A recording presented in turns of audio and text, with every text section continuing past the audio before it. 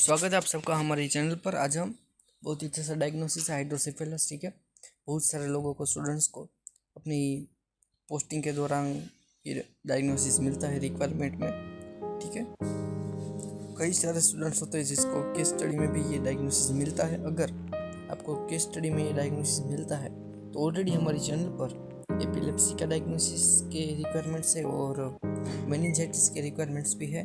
तो उस रिक्वायरमेंट्स में जाकर आप एनाटॉमी फिजियोलॉजी लिख सकते हो और जो डिजीज कंडीशन है वो आप अपनी बुक से भी लिख सकते हो, ठीक है। सिर्फ आपको ये जो केयर प्लान का ये फॉर्मेट है वही लिखने की ज़रूरत होगी। अगर आप ये करेंगे तो केस स्टडी और केयर प्रेजेंटेशन भी आप लिख पाओगे, ठीक है। तो फिलहाल हम नर्सिंग केयर प्लान शुरू करते हैं, ठीक है। चलिए, पहले हिस्ट्री ऑफ पेशेंट है, ठीक है।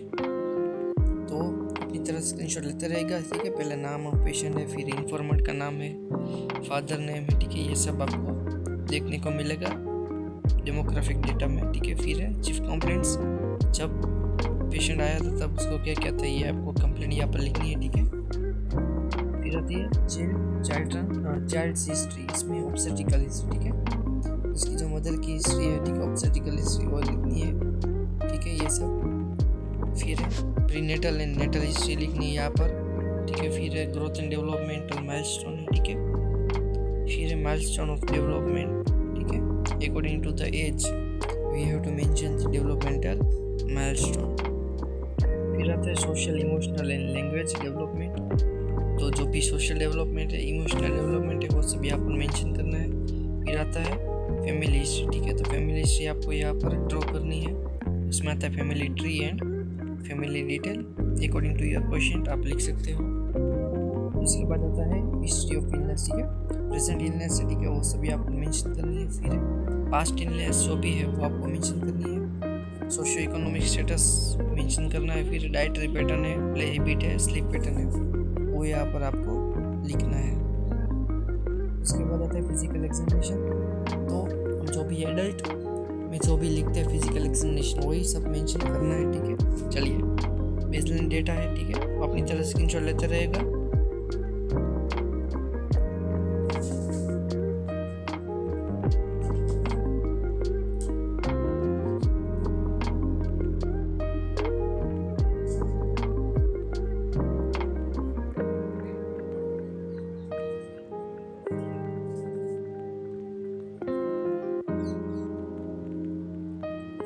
यहाँ पर नेक है, चेस्ट है, ठीक है।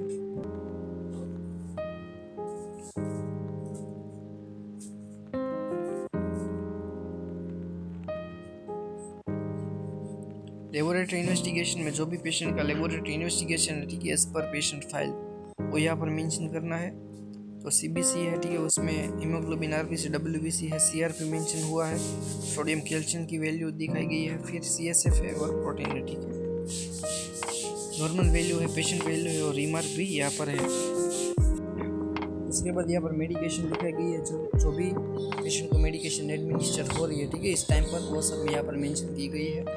पहला है एसिटाजोलामाइड, ठीक है, डायूरेटिक से एक कार्बोनिक एनहाइड्रेज इनहिबिटर है कह सकते हो। फिर सेफ्ट्रिएक्सोन है, डोब्यूटामाइन है, कैल्शियम सिरप है, कैल्शियम एंड विटामिन D3 की। उसके बाद है सिरप सोडियम वाल्पोरेट की, ठीक है। इतनी मेडिकेशन उसको एडमिनिस्टर हो रही है। फिर है नर्सिंग डायग्नोसिस।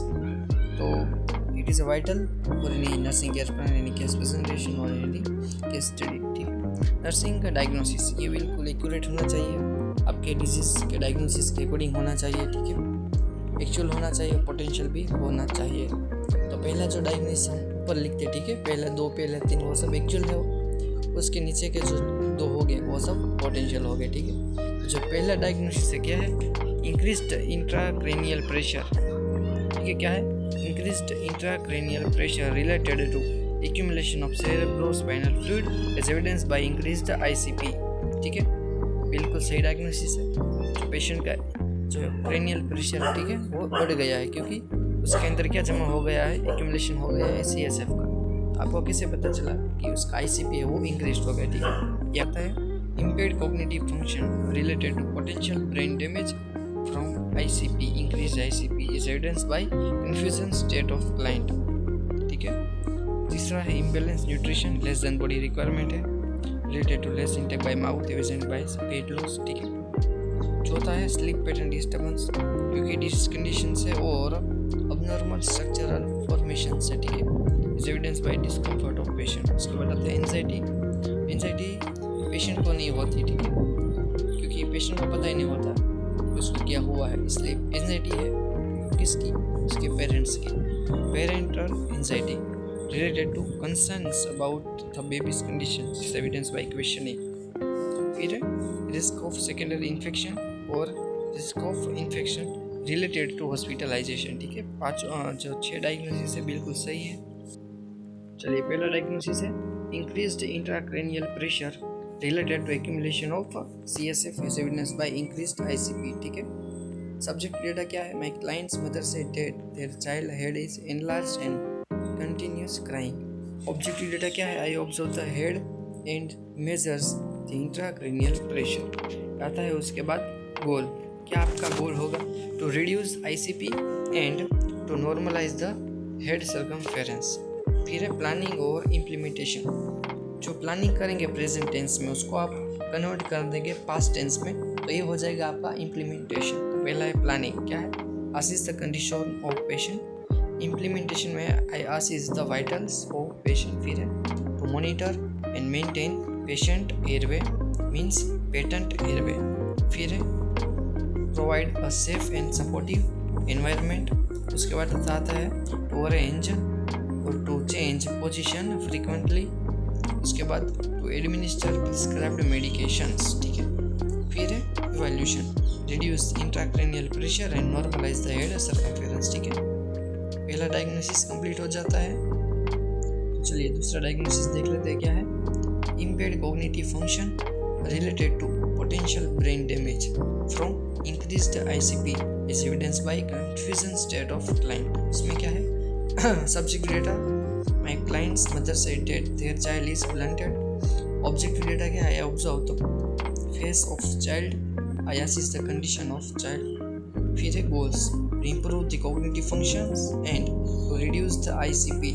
फिर है प्लानिंग और इम्प्लीमेंटेशन, क्या प्लानिंग है, to assess the condition of patient, to provide cool and calm environment. फिर है to monitor and maintain the patent airway, administer medication as prescribe, ठीक है। सब इंटरवेंशन है, जो प्लानिंग है सब सेम ही है, ठीक है। फिर है evaluation, improve cognitive function, normalize the intracranial pressure. चलिए अब तीसरा डायग्नोसिस देख लेते हैं, क्या है, imbalance nutrition less than body requirement related to less intake by mouth is evidence by weight loss. इसमें क्या है, subject data, my client's mother said dead, my child not take sufficient breast feeding, ये उसकी माता ने कहा है। Object data क्या है, I observe general appearance and weight loss, ठीक है। फिर है goals, to improve nutritional status, ये आपका गोल हो गया। फिर है प्लानिंग और इम्प्लीमेंटेशन, प्लानिंग में क्या है, to assess the condition of patient. फिर है provide small breast feeding at regular intervals. इसके साथ साथ आप इम्प्लीमेंटेशन देखते जाइएगा और लिखते जाइएगा, ठीक है, स्क्रीनशॉट लेते रहिएगा। फिर है provide rest to the client. फिर है provide a cool and calm environment to the client, ठीक है। इसके बाद आता है इवैल्यूएशन, इवैल्यूएशन का है इम्प्रूव न्यूट्रिशनल स्टेटस। फिर है enhance the intake of breast feeding, ठीक है। तीनों डायग्नोसिस अच्छी तरह हमने डिस्क्राइब कर दिए हैं, तो आप तीनों के तीनों अच्छी तरह लिख देना, ठीक है। तो चलिए अब बढ़ते आगे हेल्थ एजुकेशन की तरफ। चलिए हेल्थ एजुकेशन क्या है, पहला है ब्रेस्ट फीडिंग के ऊपर, ठीक है। तो सब कुछ डिटेल में हम नहीं बताएंगे, आप अपनी तरह स्क्रीनशॉट लेते रहिएगा और लिखते रहिएगा, ठीक है। ब्रेस्ट फीडिंग है पहला। दूसरा है स्किन केयर के बारे में कहना है, ठीक है। फिर इम्यूनाइजेशन के बारे में हेल्थ एजुकेशन देना है। फिर मेडिकेशन एंड फॉलो के बारे में आपको कहना है। अब आता है रिसोर्सेस एंड समरी। रिसोर्सेस है, ठीक है, ये सारे रिसोर्सेस हैं। और आखिर में आती है समरी, वो आपको अपनी तरह से लिख देना है, ठीक है। तो यहाँ पर हमारा जो नर्सिंग केयर प्लान था हाइड्रोसिफिलस के ऊपर, ठीक है, यह कंप्लीट हो जाता है। हमने बहुत सरलता से हिस्ट्री देख ली है, फिजिकल एग्जामिनेशन देखा है, लेबोरेटरी इन्वेस्टिगेशन है, मेडिकेशन है, डायग्नोसिस है और नर्सिंग प्रोसेस, हेल्थ एजुकेशन सब कुछ देख लिया है। अगर आपको इस वीडियो से कुछ सीखने का मिला हो, वीडियो से अच्छा लगा हो, तो वीडियो को लाइक कीजिए, शेयर कीजिए, कुछ ना कुछ कमेंट ज़रूर कीजिए, ठीक है। अगर आप चैनल पर नए हो तो चैनल को सब्सक्राइब कर दीजिए और पास वाले बेल आइकन को प्रेस कीजिए ताकि आने वाली हर वीडियो की नोटिफिकेशन आप तक सबसे पहले पहुंच सके। अगर आपको कुछ वीडियो सीखना हो, कोई भी टॉपिक सीखना हो, रिक्वायरमेंट चाहिए तो उसकी कमेंट आप करें ताकि हम उसके बारे में वीडियो बना सकें। तो चलिए मिलते हैं नए वीडियो के साथ।